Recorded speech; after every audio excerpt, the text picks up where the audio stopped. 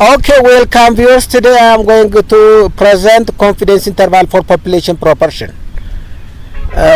In the previous program or presentation, I have delivered about confidence interval on the mean of the population. Today I am going to present population proportion. When we come to this point, a confidence interval for population proportion is used when we want to estimate the proportion or percentage of the population within a certain characteristics.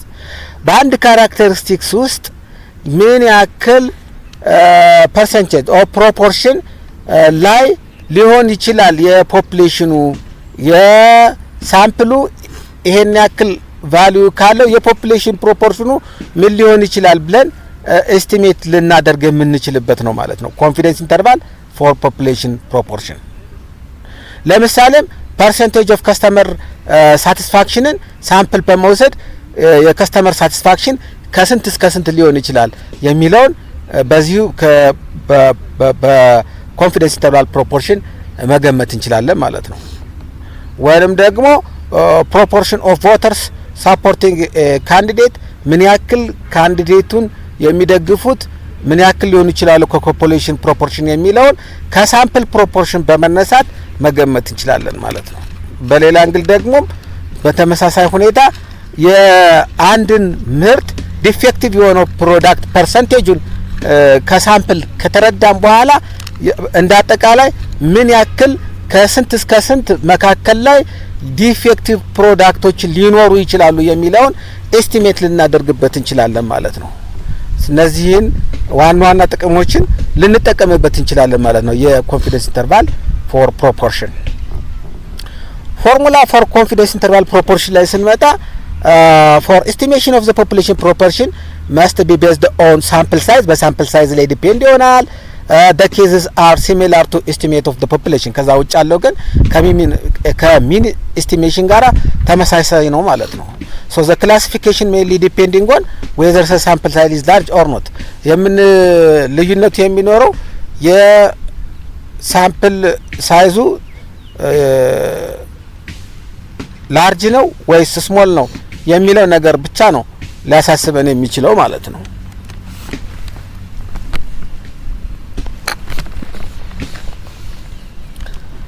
ስለዚህም ይሄንን ግምት ለማስቀመጥ የኮንፊደንስ ኢንተርቫል ለመገመት የምንጠቀምበት ፎርሙላ ኮንፊደንስ ኢንተርቫል which is equal to proportion from the sample plus or minus this margin of error ወይንም ደግሞ z value z alpha over 2 ማለት ነው ሲባዛ under the square root p bar in bracket 1 minus p bar divided by n and the under radical ነው ይሄኛው ማለት ነው the whole. So where p bar is sample proportion ነው z critical value ነው n sample size ነው። ስለዚህ ይሄንን ፎርሙላ ተጠቅመን ኤስቲሜት ልናደርግ እንችላለን ማለት ነው።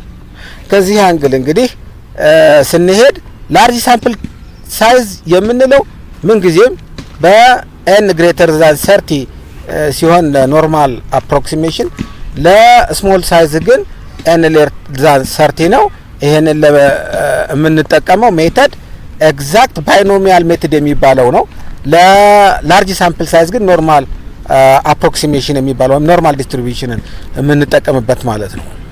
ስለዚህ ለዛሬ የላርጅ ሳምፕል ሳይዝን እንደሚከተለው እንይ። ላርጅ out of 500 voters 320 support a policy ያንድን ፖሊሲ 320ዎቹ ከ500 ደግፈዋል። ሶ እዚህ ላይ እንግዲህ ኤስቲሜት ለማድረግ ሳምፕል ፕሮፖርሽን ማውጣት አለብን ማለት ነው። ሳምፕል ፕሮፖርሽን p bar which is equal to 320 divided by 500 which is equal to 0.64 ይሄንን ፕሮፖርሽኑ 0.64 ነው ማለት ነው። ስለዚህ 0.64 ፕሮፖርሽን አንደኛ ሳምፕል ሳይዙ ቮተሩ 500 ስለሆነ ላርጅ ሳይዝ ነው። ነገር ግን ደግሞ ያም ሆኖ ተጨማሪ መስፈርት መጠቀም አለብን። ይሄንኛውን ፎርሙላ አሁን ያዝነውን ፎርሙላ የላርጅ ሳይዙን መጠቀም እንችላለን አንችልም የሚለው ይሄው ምንድነው ይሄ ፕሮፖርሽን በ500 ስናባዛው የሚሰጠን ቁጥር ከ5 የሚበልጥና ወይም 5 ጋር እኩል መሆን መቻል አለበት። በሁለቱም በቮት በሚያደርጉትም በማያደርጉትም ቼክ ስናደርገው ከ5 የሚበልጥ ቁጥር ስለሆነ ኖርማል አፕሮክሲሜሽንን መጠቀም እንችላለን ማለት ነው። ስለዚህ በዚህም መሰረት ያገኘነውን ጊቭን ቫልዩ የሳምፕል ፕሮፖርሽን 0.64 ሲደመር ወይም ሲቀነስ 1.96 የዜድ ስኮር ወይም ክሪቲካል ቫልዩ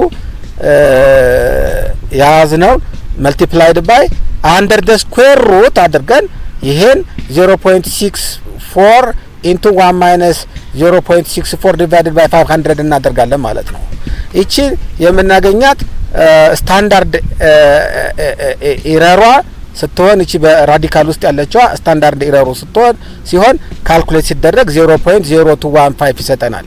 ይሄ 0.0215ን በ1.9 ስናባዛው ማርጂን ኦፍ ኢረር ይሰጠናል። ይሄ ማርጂን ኦፍ ኢረርን ማለት ነው እንግዲህ በሳምፕል ፕሮፖርሽኑ በመደመርና በመቀነስ ኤስቲሜት ማድረግ እንችላለን። ስንደመርበት በሳምፕል ፕሮፖርሽኑ ላይ ይሄን 0.68 ሲሰጠን ስንቀንሰው ደግሞ 0.59 ይሰጠናል። በሁለቱም መካከል ያርፋል ብለን ኤስቲሜት እናደርጋለን ማለት ነው።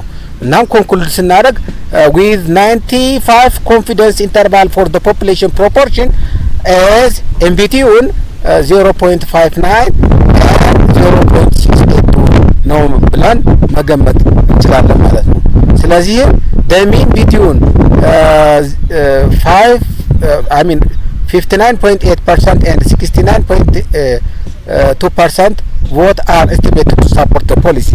ፖሊሲን ሳፖርት ያደርጉታል ተብሎ የሚጠበቀው እንግዲህ በዚህ ፕሮብሌም መሰረት ከ59.8% እስከ 68.2% ላይ ይገመታል ማለት ነው። ይሄንን ይዘን እንግዲህ እኛ ቀጣዩን ስራ የሚያንስ ከሆነ ፖሊሲ ተቀባይነት እንዲያገኝ የሚያስፈልግ ስራ መስራት አለበት።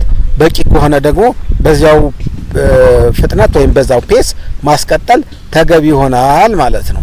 ወደ ስሞል ሳይዝ ስንመጣ ይሄ ስሞል ሳይዝ ሚለውን በርግጥ ሌዛር ሰርቲ ነው። ነገር ግን ደግሞ ተጨማሪ ቼክ መደረግ አለበት። በዛ በአየነው ፎርሙላ በኖርማል አፕሮክሲሜሽን ይሰር መሰራት ይችላል አይችልም የሚለው ይሄውም የሚሆነው ምንድነው መጀመሪያ የሳምፕል ፕሮፖርሽኑን እናወጣለን። ማለትም የሳምፕል ኦፍ 12 ፔሸንት and to recover ይላል። ከዚህ ሬሽዮ የሳምፕል ፕሮፖርሽን ስናወጣ ሳምፕል ፕሮፖርሽኑ 0.167 ነው።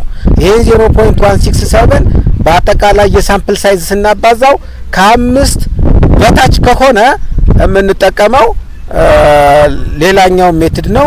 ስለዚህ ኖርማል አፕሮክሲሜሽንን መጠቀም አንችልም ማለት ነው። ወደዛኛው እናሻግራለን ማለት ነው።